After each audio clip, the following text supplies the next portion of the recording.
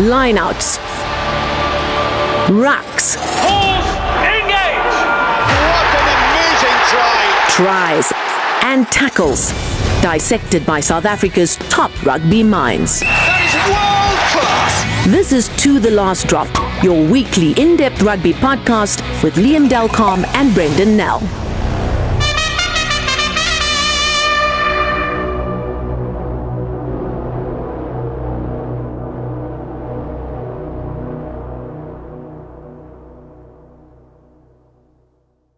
This is To The Last Drop. I'm Liam Carme. And I'm Brenden Nell. Hello, Brenden. I hope you have had a good week. We've certainly had a better week on the rugby field. Yeah. If you compare to the previous week. Good return for the Stormers. Good return for the Sharks. Bulls, unfortunate again. Officialdom caught up with them. And the Lions found another way to win a rugby match. They've certainly sort of broadened their horizons on that front. But overall, not a bad weekend for us. No, and I think, when our teams play at home, I think we should be expecting victories, and that's what the Sharks and the Stormers gave us. Sharks, I didn't think they were firing on all cylinders. Some of the box looked a bit rusty, like they'd been on a beach in Mauritius for a couple of weeks. But certainly as the game went on, they started to get better. I thought Apelele Fassi was great. He really put in a good performance. That was wonderful. And then a bit later, Damian Willemse reminded us just how good he was with the Stormers. And that was a big win for them because they've struggled against Munster over the years as well. So Rusty's got some great options there at fullback with Willie Leroux, obviously playing well for the Bulls a couple of weeks ago when he last played for them. So lots to ponder there on the Springbok front. On the Bulls, I think like most people, a bit frustrated that these red cards seem to be given and then overturned. And I've said it before we go for 20-minute red cards, maybe we should rather sort out what is a red card and what is not, because we've had 2 weeks in a row where red cards been given and overturned by disciplinary committees. And it's cost the Bulls, it's cost them points, and those are valuable points at the end of the day. So Lions, I felt they tried to play the wrong game plan in those conditions, and I think that's a worry. Can they play a structured forward-based 10, kicking them to the corners? I didn't see them playing that, which I thought those conditions in that rain they needed against Zebra. Yeah, that's a good point. I also got the impression that they were a little bit caught between two stools. And if anything, actually, Zebra pinned them down in their own half for long periods of that game. But in the end, I suppose they got the job done. But then you must take those wins on the road when you can get them. So good on them for doing that. And then the Stormers getting the Munster monkey off their back. That Munster is such a almost belligerent side. They just don't go away. They just snap at your heels all the time.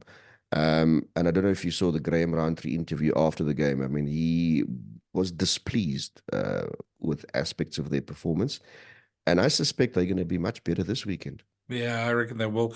Look, Graham Roundtree's never one to keep his feelings silent. And he's a great guy to interview. And I must admit, a great coach as well, a real character. And we like those type of guys. But he would have been upset with that performance. Of course, the other news then we probably should just touch on is the Springbok squad that was announced. I thought for a moment you were going to go elsewhere, but thank you for making the box squad. Oh, the box squad, we have to touch on it. No surprises, and that was probably the biggest surprise, that there was no surprises. Just one or two things I picked up from the squad. It's quite clear, 28 World Cup winners in that squad of 34. There's definite intent. They want to go out and win all three games. There's no more experimentation. They want these wins. No Faf de Klerk, which I found interesting. He wasn't listed on the injured players list. That could have just been an oversight because he is, as far as I know, still injured.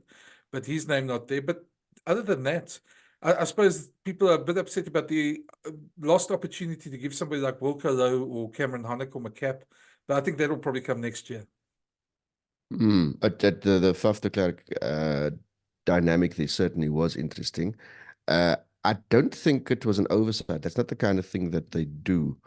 I think there's probably some method behind it. The method we don't quite know yet. It could just be that they've opted for some extended rest. I mean, we're speculating, yeah, I mean, I wouldn't for a moment suggest now that could be the end of Faf de Klerk's international career, but I think there would be meaning behind his omission. Let's put it that way. Well, it could be just as simple as, I mean, they know what they've got in Faf. He's won 2 World Cups for them. Yeah, having him miss 1 tour is not going to be the end of the world for Russia, and probably prolongs his career a bit more as well. So in terms of that, there might be an agreement with his club. There might be, there's a lot of things that could be. As I say, I don't think we've got used to that. Most of these things are planned. There's no real talking points. So it was a very strong squad. Yeah, and for once, I mean, we for years have been complaining about Springbok squads that go abroad on an interview tour, and the squad is depleted, players are tired, players are not released from their clubs, etc., etc., and the dice is usually loaded against them. And here, suddenly, well, not suddenly, we have an opportunity to put our best foot forward. Now, suddenly, obviously, not suddenly, but you get a sense that people will really look forward to all 3 of those tests. Well, I mean, there are some within that squad. There are some interesting poses. As I mentioned, the fullback situation with Apelele, Damian Willemse, Willie Leroux, there's one that's going to be interesting to see how they solve it as well. And the rest of the backline, I suppose, do you play Mani more? Do you play Andre for these in the conditions? Which scrum half will start? Yeah, the loose trio pretty much settled here. Peter Steph, Jasper, and maybe Ulrich Mbako, depending on the conditions in the opposition. Locks, I don't see really changing now that Franco Mostert's back. Him and Eben be there. In the front row is the front row. We can put any front row up. So I think it's quite an easy 23 to choose. Just 1 or 2 questions at fullback and fly off. And yeah, but those aren't major questions either, because whoever plays is pretty decent anyway. Yeah, no, absolutely.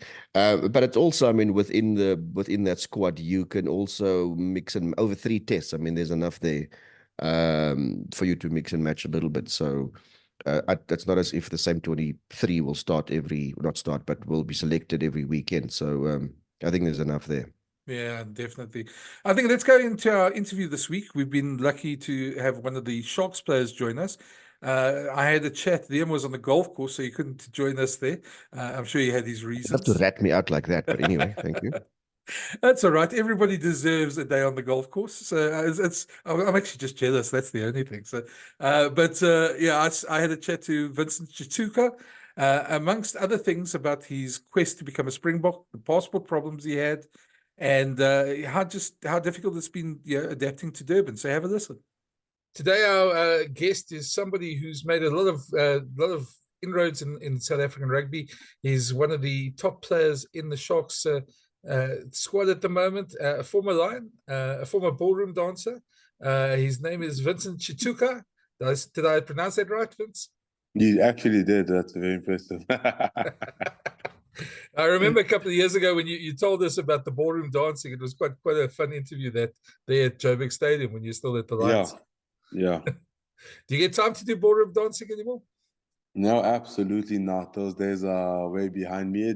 Maybe it would be something I'd pick up after my time in the game, as a hobby, but absolutely not now. Okay, that's cool, man. Tell me, how's the move been to Durban? You've been there now for a couple of seasons. Your brother joined you there now. So how's that been, and how's it been getting him into Durban as well? The move to Durban has been quite good for me. Quite honestly, I think the first year, I must say, I did struggle a lot. I am a man of community. I love my family. I love home. And in the first year, for the first time, I didn't have that community or that home aspect in my life. And I did struggle a little bit in the first year. I found it really hard to adjust. But I think I kept on telling my brothers that my biggest mistake is that I kept trying to recreate a Johannesburg in Durban instead of loving Durban for Durban. And the moment I changed my mindset about that, and I started to love and appreciate Durban for Durban, my whole experience changed as well. Obviously, having Manu come down definitely has made it a whole lot better and a whole lot easier. It just adds the home element to the Sharks and Durban as a whole. So yeah, I'm in a really good space right now. When you say let Durban be Durban, what do you mean? What's the big difference? I mean, if somebody's listening to this, they're probably going to wonder that between Durban and Joburg. I think Johannesburg is a very up-paced city. Like there's always something going on. There's a lot happening at the same time. And it's nearly normal to always be doing something. Versus when you get to Durban, it's I think quite the opposite. Everybody's always chilling, and there isn't as much to do, and a lot of the things that you do in Durban are revolved around community. So if you don't have the community, there isn't a lot of things to do alone, if that makes sense. So for Yeah, me, yeah. yeah, it does. It does. Obviously, with Manu being there now, Liam, my partner, who was supposed to be here today, but it's at a golf day, so that's why I'm doing it alone. Okay. But he also said, I must ask you now that Manu's there, is Kevin and Nicevik? Did I say that right? Nicevik? Nasvik. Yeah. Are Yeah. they part of the mix as well in Durban, or are they still up north? No, they're still up north. Everybody else, most of my family is still in Johannesburg. Yeah. Okay, no, cool, man. So, listen, looking at the Sharks, there's obviously been, I suppose, one of the criticisms that's happened with the Sharks over the last couple of years is that when the Springboks are there, and we obviously know that you guys have signed some incredible talent at the Springboks, but when they're there, the team seems to be a very different team to when they're not there. And the Sharks have probably struggled a bit with a lot of those senior experienced guys there. Now, you guys have made a number of signings like Manu, like Jason Jenkins, those type of players, Jordan Hendrickson. Do you think that's one of those things that's going to change this year? Yeah, absolutely. I think obviously as a squad and as the Sharks, that's the biggest challenge is that we have a lot of world-class players and we lose a lot of world-class players to international duty. And to bridge the gap to be able to have a full squad that is equally as competitive is not an easy thing to come by, but it's definitely something that we're aiming for as a squad. And I think this season we're definitely going to get a lot better transition between the two. I felt like it was a very harsh transition in previous seasons, but I feel like we're in a better place as a squad, we're in a better place as a team, and that transition will be a lot smoother going into the season. And I know that maybe it's sometimes unfair to ask you because we do ask Plum these type of questions as well. But this season you guys had a pretty tough tour. I know you're injured at the moment, so Yeah. But just from that, I mean, it's been a bit of a disappointing start to the season. The games you guys could have won and didn't, and yeah, there's some disappointing performances. But in that, I suppose that's also the whole thing of the transition from the Currie Cup to the URC all in one season. Yeah, for sure. I think there's, as you said, it's just a couple of disappointing performances, not just from a fan's perspective, but as well from the Sharks and the players and the coaches ourselves. We know the quality of rugby that we can produce, and I feel like we have done that in glimpses of the games, but we haven't done it consistently for a full 80 minutes. And I personally feel that it's not the start we wanted, but it's not the worst start either. So for me, it's a building block. We can only get better from here. We can only build from here. And I do feel that we grow from strength to strength every single week as well. Obviously with the box not there, the dynamic inside the camp must be quite different. Yeah, but you've got a very good squad there, even without the Springboks. Just in terms of the team dynamic, how does that work? Who are the guys who stand out? I mean, take when the Boks are gone now. Which guys stand out? Who are the jokers? Who are the serious guys? Maybe give us a bit of insight into the squad. No, I think the team dynamic doesn't change too much. Obviously, having the Springboks back, it adds a whole lot of experience. It adds a whole lot of knowledge and leadership into the Shark squad. But we have a lot of good leaders that are involved in the squad outside of their presence as well.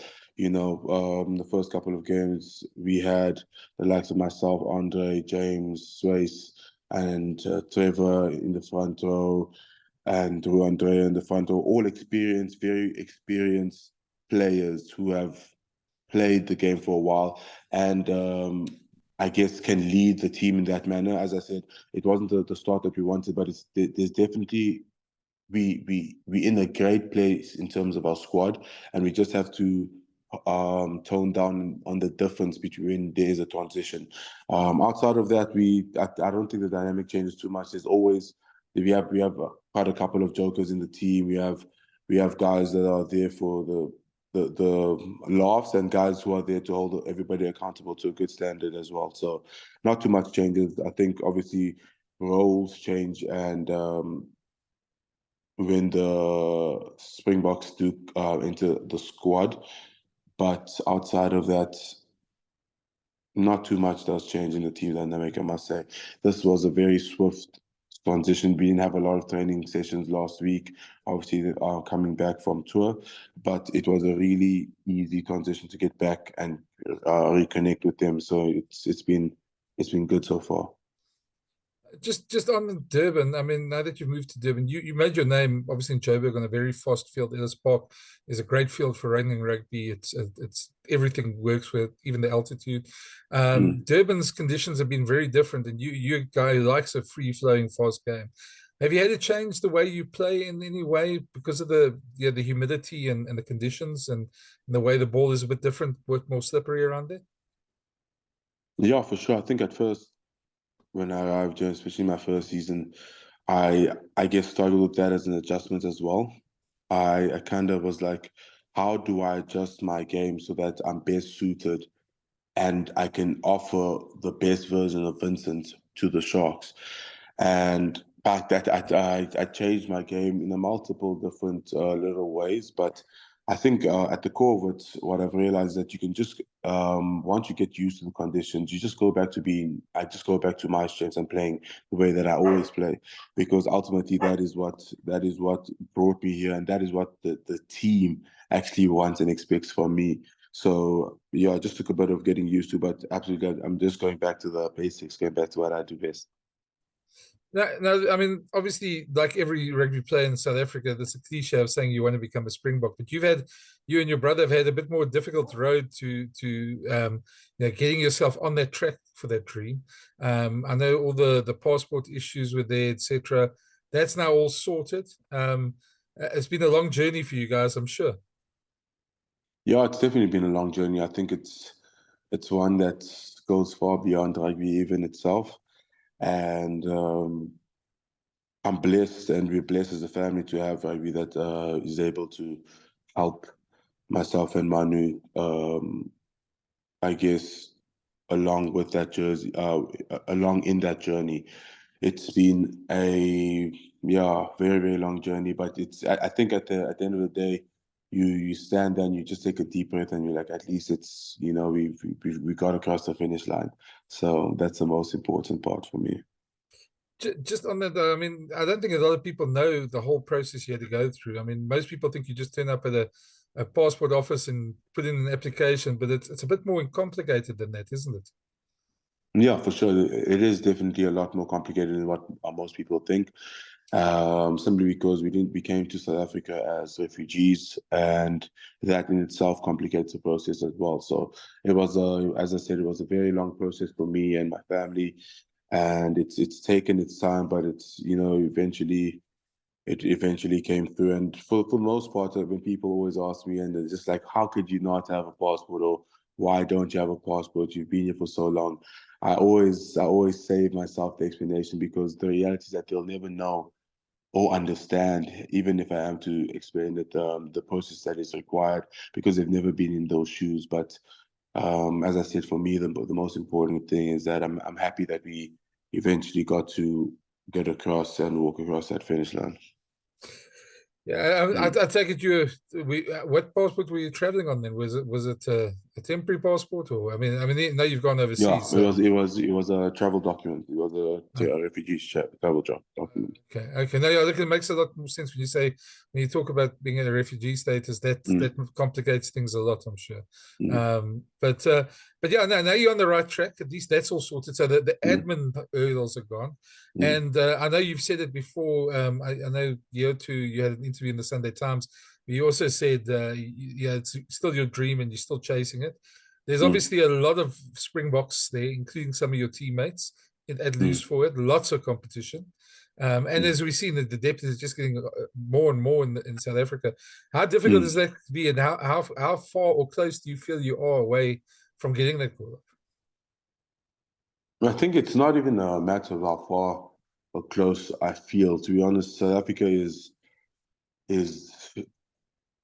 flourishing in so many aspects when it comes to the game. At Loose Force specifically, there's at least 20 people that you can pick from all around the world that are just as good to play for the Springboks. And the reality is that decision goes back down to Rassie and the Springbok management and the team. And for me, it's quite honestly, it's one of those that you pray and hope for favor, to find favor within the management and the team, because as I said, everybody is just that good. Everybody is quality. Everybody is good enough, and is competitive enough to get a crack into the squad. And I want to do my part, obviously. And the most important thing for me is to bring my end of the show in terms of my performances on the week in, week out basis, and get that to a more consistent world-class performance for me on my side.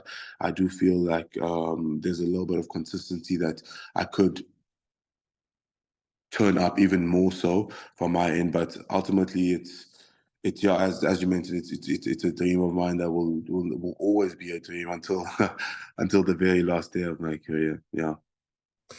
So when you and Manu play together, I'm sure there's your whole sort of career and your whole life. You guys been ribbing each other. I'm sure.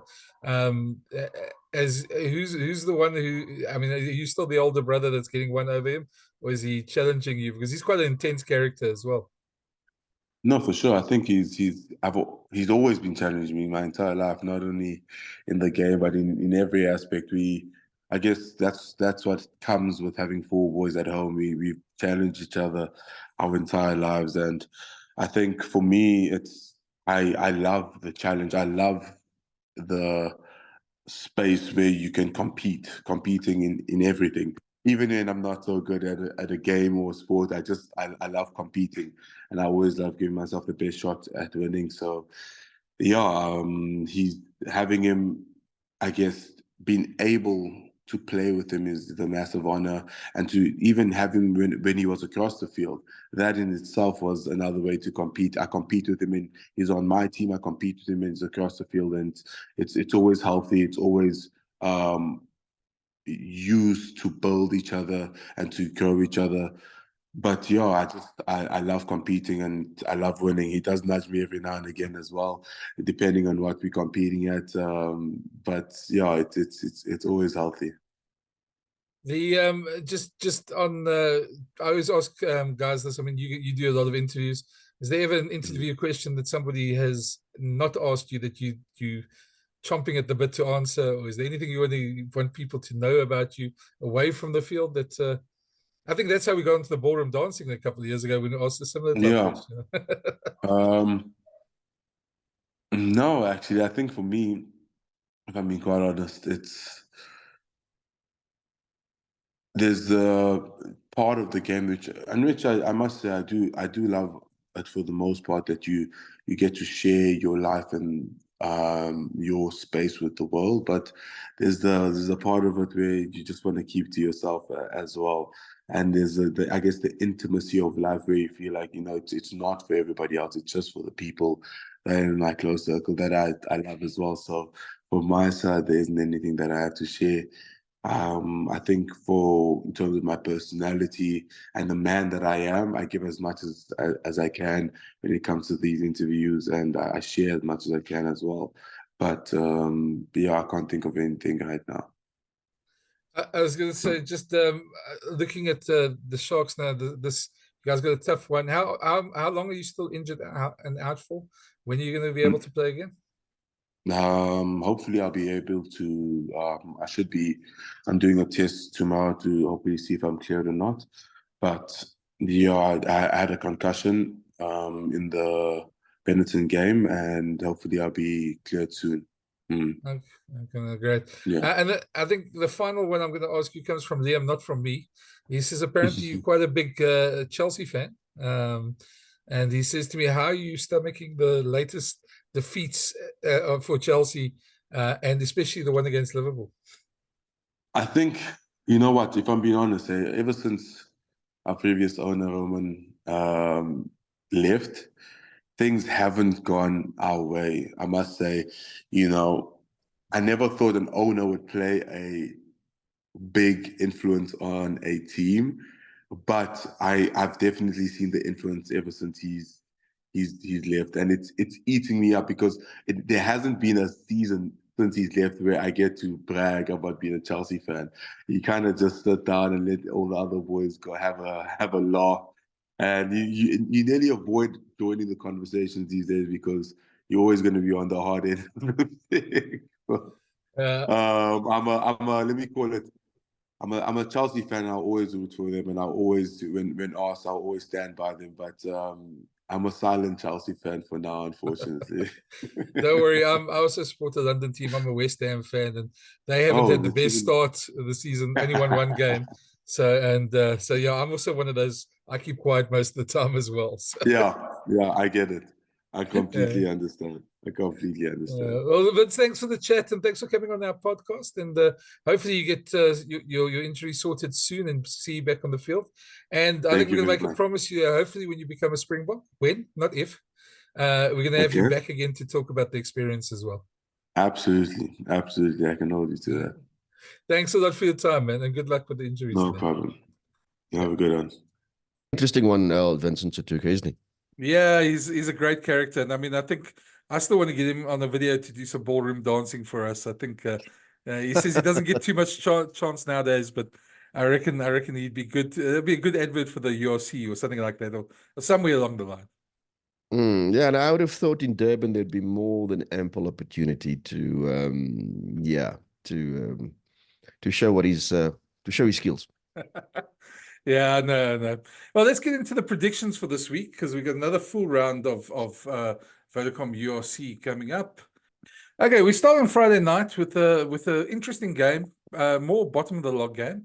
In Glenegly, Scarlets are hosting Zebra Palmer. Scarlets will be buoyed after that win over the Bulls, which obviously the Bulls fans didn't like because of the red card. And Zebra are a tough team. So this is going to be an interesting one to watch because I reckon Zebra might take this, but it's very close. It's going to be a 2-3 point game either way. And I'm gonna go Scarlets, but with more than that. But Zebra had opportunities last weekend where they pinned the Lions back and they had decent ball, but they just don't seem to do enough with it. So I'm going to go Scarlet by 10. Good one. Then, of course, the one Pretoria fans will be hoping for the Bulls to close off on a big note. Facing Benetton, tough team to face at the Stadium Monigo in Treviso. And one interesting point on this one, they've got Irish referee Ian Cross. I never know how to say that. Ian Cross. The same referee that red carded David Creel, which was overturned, he's back to ref them again this weekend. So that should make it interesting. Tough one for the Bulls, especially without their Springboks. I'm hoping they can do it, but I think I'd probably go for a Benetton victory by about 4 or 5 points. Yeah, it's a tough one for the Bulls. It's almost one of those where it depends on the mindset. I mean, do they drop their heads after the last 2 weeks, or do they find inspiration from it's almost like a sense of trying to set things right. So it depends on the mindset, I think, for me, but it's difficult to look past the Benetton winning this one. So Benetton by a few. Then Saturday, start off with an early kickoff, 1:45 p.m. at the Donny Craven Stadium. DHL Stormers against Glasgow Warriors. Big game as well. Glasgow will be hurt by losing to the Sharks last week. Will be better. And the Stormers will have felt they're back to not their best, but a lot better than they've been. A very fascinating game to watch.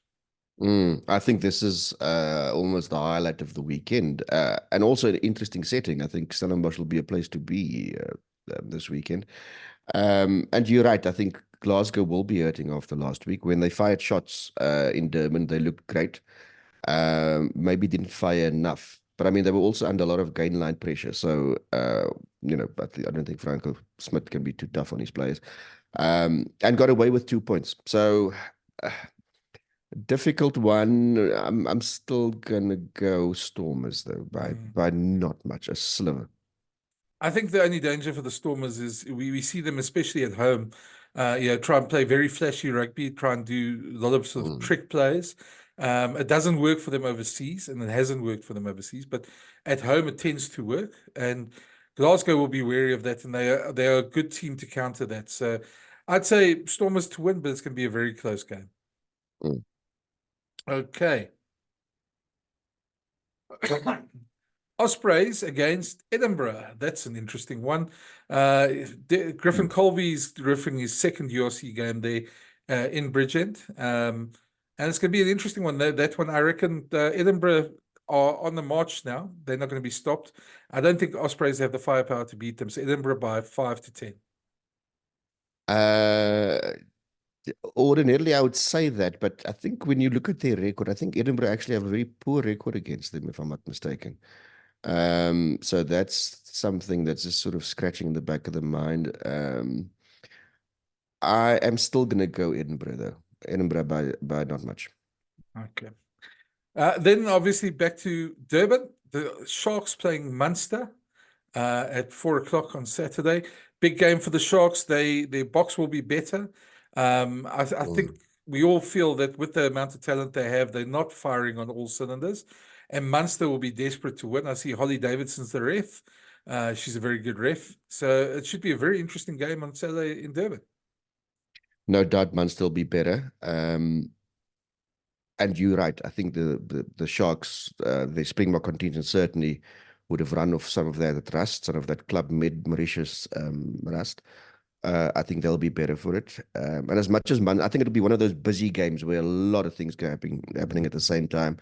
Officials will have their hands full, but I think the Sharks will prevail by, in the end, probably a little bit more comfortable than we think most people think now. So Sharks by 10.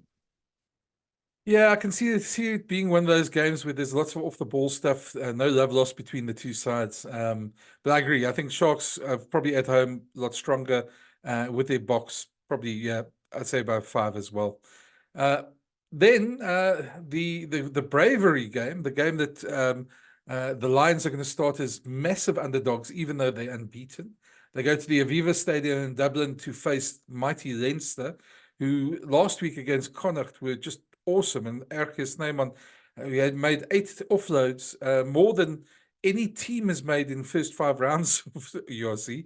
Leinster look unstoppable. The Lions are going to be brave, but I'm not sure they're going to be brave enough. I think Leinster probably by 10.